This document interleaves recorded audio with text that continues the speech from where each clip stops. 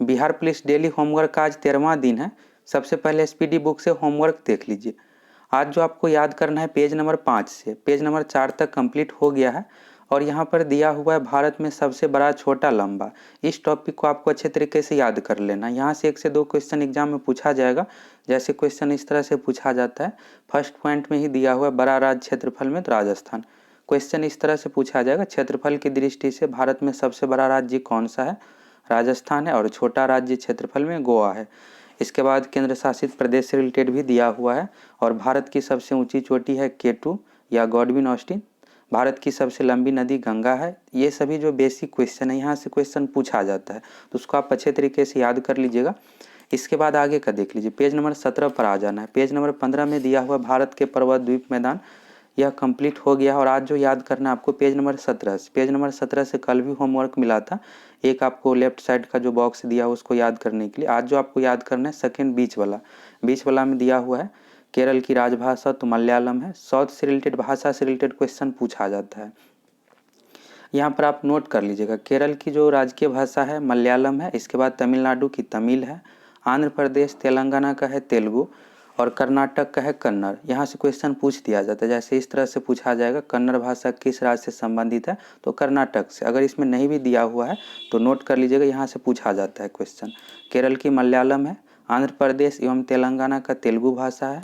इसके बाद हो गया तमिलनाडु का तमिल है और कर्नाटक का कन्नड़ है।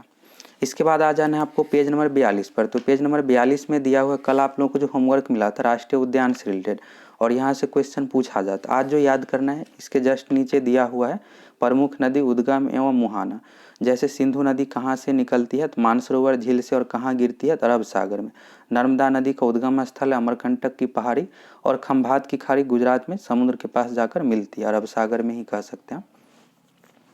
इसके बाद है यहाँ पर पेज नंबर 170 पर आ जाना है। पेज नंबर 170 में एक से एसपीडी बुक में ही आगे का याद करना है, प्राचीन भारत से रिलेटेड दिया हुआ इंपॉर्टेंट पॉइंट। अब देख लीजिए लुसेंट बुक का। लुसेंट बुक में पेज नंबर 9 तक कंप्लीट हो गया है। पेज नंबर 9 तक कंप्लीट हो गया है और मुस्लिम धर्म हो गया। जैसे हिंदू धर्म से रिलेटेड पहले ही देख लिया। आज जो याद करना है आपको ईसाई धर्म पारसी धर्म को पढ़ लीजिएगा। यहाँ से एग्जाम में क्वेश्चन कम ही पूछा जाता है, बस आपको जानकारी के लिए पढ़ लेना है।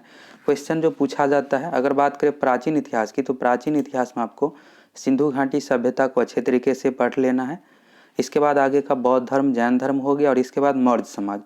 ये 3 टॉपिक से क्वेश्चन पूछा ही जाता है, सिंधु घाटी सभ्यता, बौद्ध धर्म, जैन धर्म और मौर्य समाज।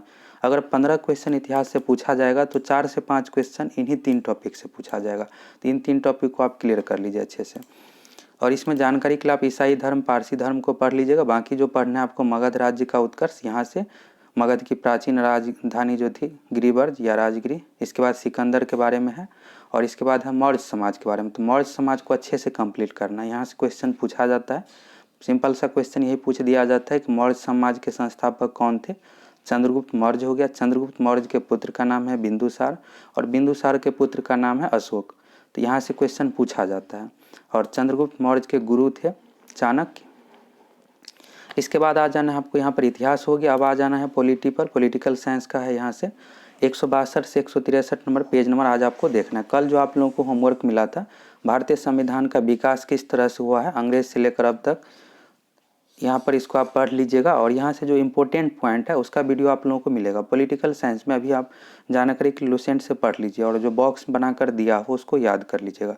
बाकी यहाँ से वीडियो बनाकर देंगे, क्या क्या चीज़ आपको याद करना है, जितने भी इम्पोर्टेंट फैक्ट है उसका वीडियो आप लोगों को मिल जाएगा। तो उसको अच्छे तरीके से क्लियर कर लीजिएगा। उसका PDF भी दे देंगे और उससे याद कर लीजिएगा। बाकी अभी जानकारी के लिए आप पढ़ते चलिए।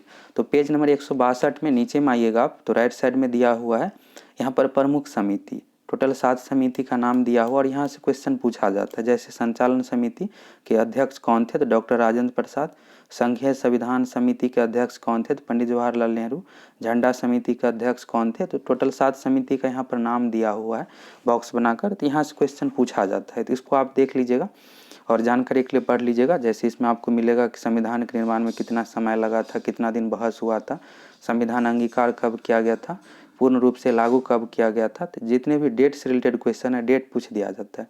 जैसे भारतीय संविधान पूर्ण रूप से लागू कब हुआ था? तो 26 जनवरी 1950 को पूर्ण रूप से लागू हुआ था और 26 नवंबर 1949 को अंगीकार किया गया था।